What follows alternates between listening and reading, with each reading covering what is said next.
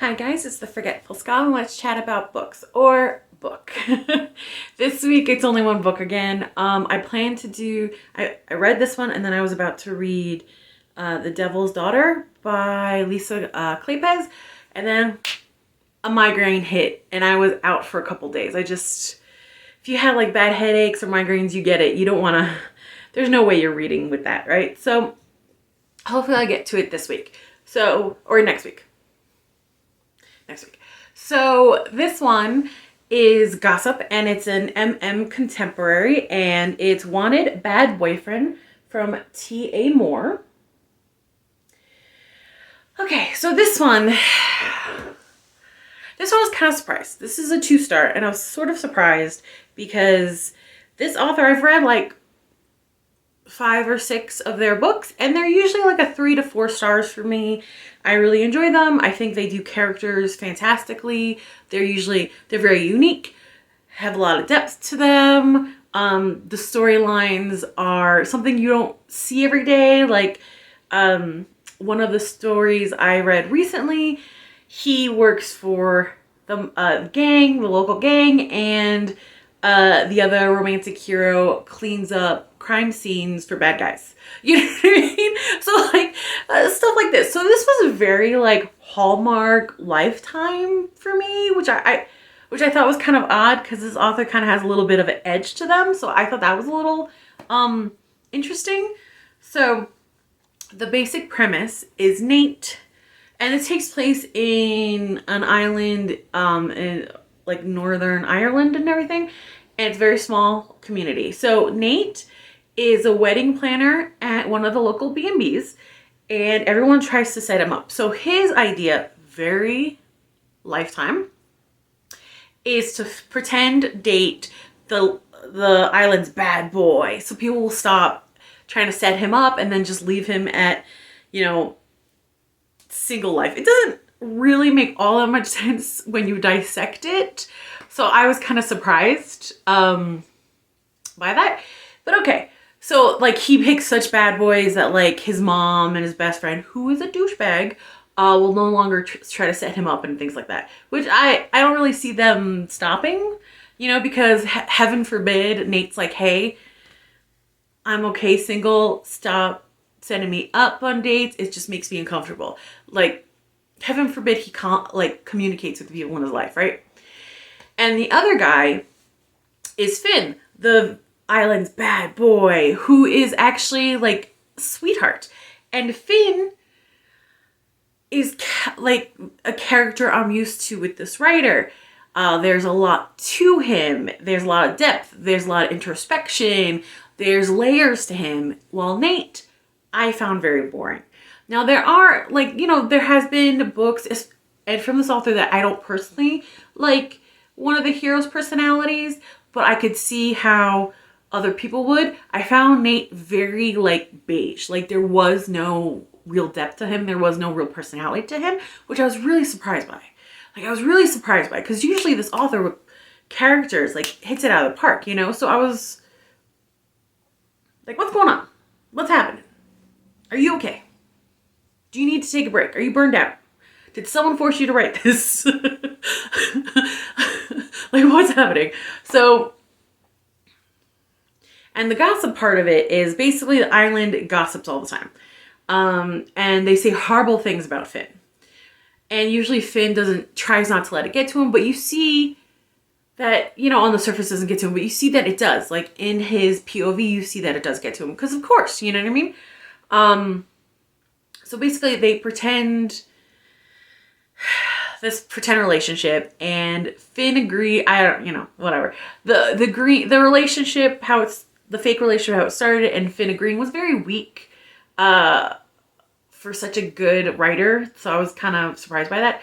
Anyway, but they're both attracted to each other. And, Nate's had a crush on Finn since he was like 15 or 14 or something. So, okay. So those are the main players. Now, Nate has a best friend, Max, who's also gay, and he's the worst, okay? Like, seriously, he only had, like, one redeeming moment at the end of the story. And I'm like, if the author's gonna do another book with Max, I'm not reading it. I don't give a shit. I don't like him. He's spoiled, rich, silver spoon, country cup little shithead that basically is throwing a tantrum the whole book. You know what I mean? And it's such an unhealthy friendship with Nate. Like, it's unbelievable. And every time he got punched, ooh, Remy agrees. He does not like Max either. But every time Max got punched, I was like, yes! I know. I'm bloodthirsty. But still. I was like, yeah, punch him again! Yeah, Remy.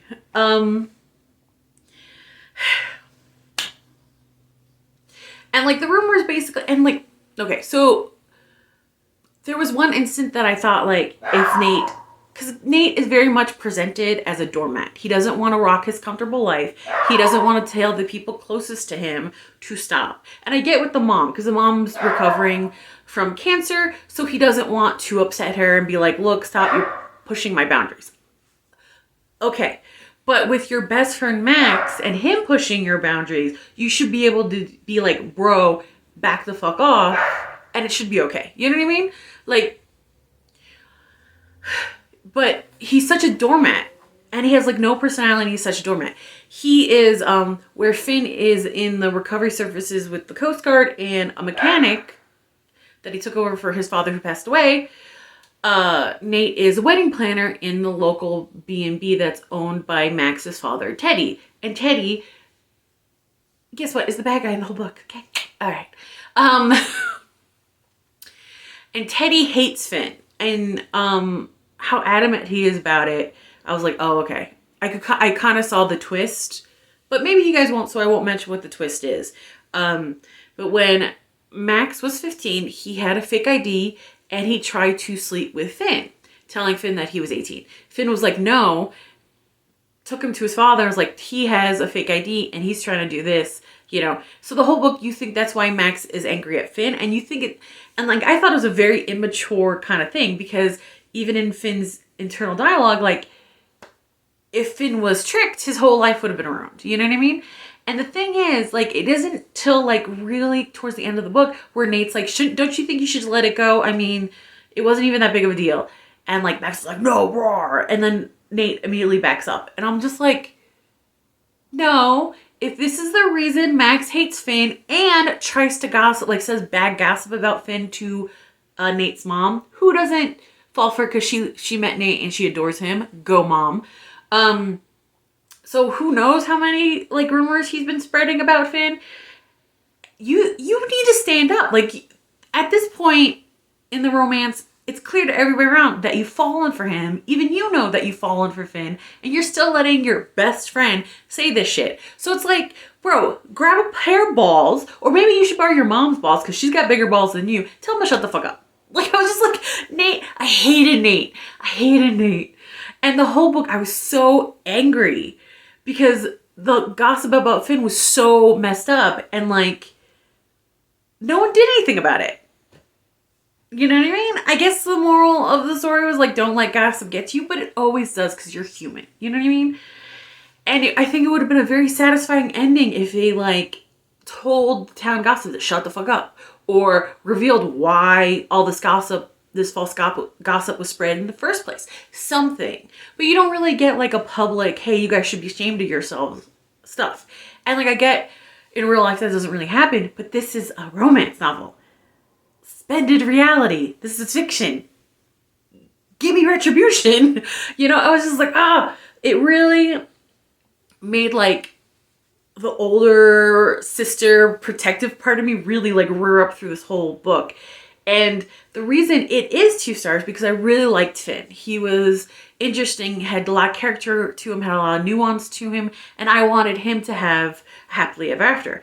And the end of the book, romance-wise, is very cute, very satisfying, very Lifetime. But I was happy that Finn was happy. I did not give a shit about Nate. If it turned out Finn left and found happiness with someone else, I would have been fine with it. Because Nate, nothing. And there's a lot of opportunities Nate could have shown his personality a little bit more. Like, if he had a personality. Like, in the mechanic shop, Finn has a customer who was basically a huge male Karen and didn't want to pay the bill. And is like, says, if my field hands are fine with $8 an hour, I don't see why I need to pay you this. And internally, because Finn is very stoic, he's very stoic outside. Sorry, my dog's flipping out. There's a neighborhood cat that likes to go by the window and like kind of shake its butt in the dog's face. It happens. Okay. Anyway, so please excuse the puppy from barking. And in Nate's internal monologue, Finn's internal monologue, he's like, you know, if you were one of the guys that like was a little hard up for money, I would have been happy to make a deal with you. Like if you needed, like you didn't have the ready cash, we could have made a deal fine. But I know you're rolling in it and I know what a dick you are. And you're attacking me and you're attacking my employee. So no, you're going to pay full. Which is fair. But then you see that old man in the bar later spreading gossip about Finn that everyone believes. You know what I mean? Like, it's pretty horrible. I would not want to live in this village. This is horrible. Like, I would probably catch a charge if I lived in this island. I would catch a charge. I'll be like, who are you fucking talking about? Like, like, I was just mad. And I didn't get, like, a good ending for that aspect of the book, which is really upsetting. So at the end of the book, yeah, you know, you find out why Teddy, the bad guy, is such an asshole. And you're like, well, that's your problem, not Finn's. You know what I mean? And this is what drove me nuts too. Because Max knew why Finn left the island. Max knew why Finn and his father had issues. Max knew all this. And the way he's so ready to gossip, to say bad things to Nate and Nate's mom that were completely made up about Finn made me think that he's one of the reasons all this gossip happened in the first place. You know what I mean? So fuck him. Like, I really hate this guy. And he's supposed to be like the quirky best friend. No. He's a villain. I do not like him. I do not want a story about him. I would have been happy if he like got disgraced and ran out of the village. So anyway, sorry, lost track of what I was talking about.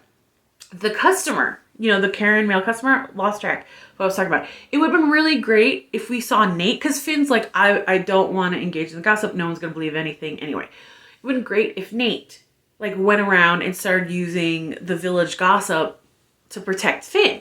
You know what I mean? Saying like, oh no, he was horrible to Finn and the young 19-year-old working for him. And he was talking about how he like only pays his people $8 an hour and they should be happy for it. Like, if he used the gossip against that male Karen in defense of Finn, I would have been like, ooh, I see you. You're a sneaky little guy. I like it. Okay. But no, you know? And then there was a couple threads in the story that were dropped. And again, I've read like 5 or 6 books of this author. And like, I don't remember any threads being dropped, like story point threads being dropped before. And I would remember because my brain kind of hyper focuses on that. And even like, because this was like 4 days ago, even now I'm like, why did they just drop the thread? What's going to happen? Like, that was never resolved. Ugh, you know? So I would have remembered. So one of the things, and you see this is how Finn really is upset by the gossip, even though he pretends he's not. There's a gossip about Finn sleeping with Teddy.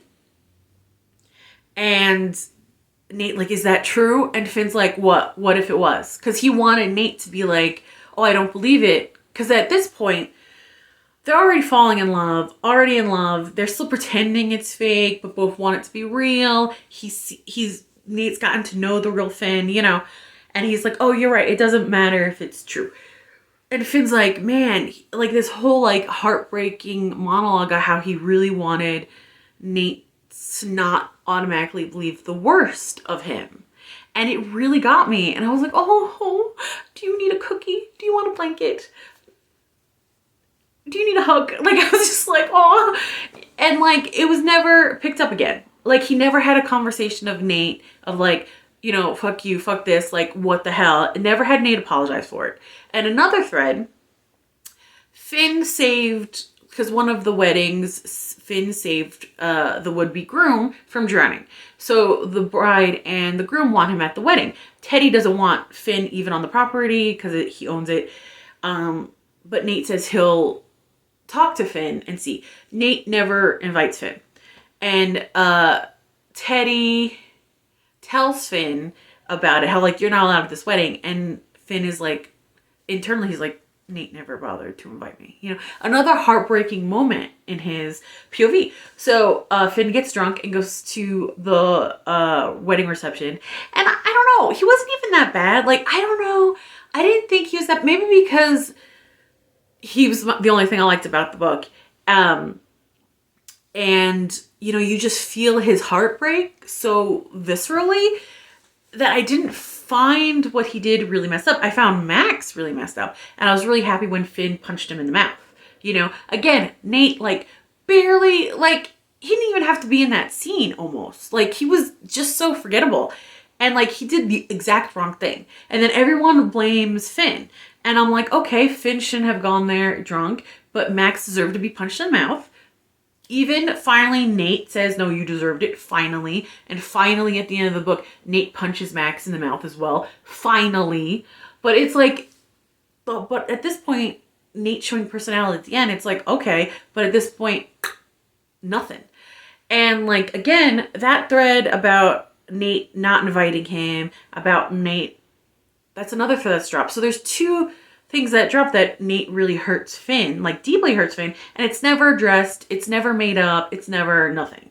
Like, Nate never apologizes, nothing. And I was just like, this sucks. The only thing good about this romance is Finn, and I just want him to be happy. I guess he's happy at the end with him and Nate together, but like, honestly, you could do better, Finn. You deserve better. So I was like, Jesus. So yeah, not my favorite from this author at all. And the only reason it's not a 1 star is because Finn was really a sweet jelly bean to me. And I was like, oh, Finn, I hope you find happiness. You know, that was it. You know, that's why I kept reading it and everything. So there it is. Again, if you know, I truly believe that you can love an author and some of the books, don't hit for you. And now this was one of them. Whew, I feel like I was really lively today. Now I feel exhausted. Whew, okay, my rant is over. All right, I don't want to. It's time for me to get back to the real world. Like, comment, subscribe, and I'll see you later. Bye.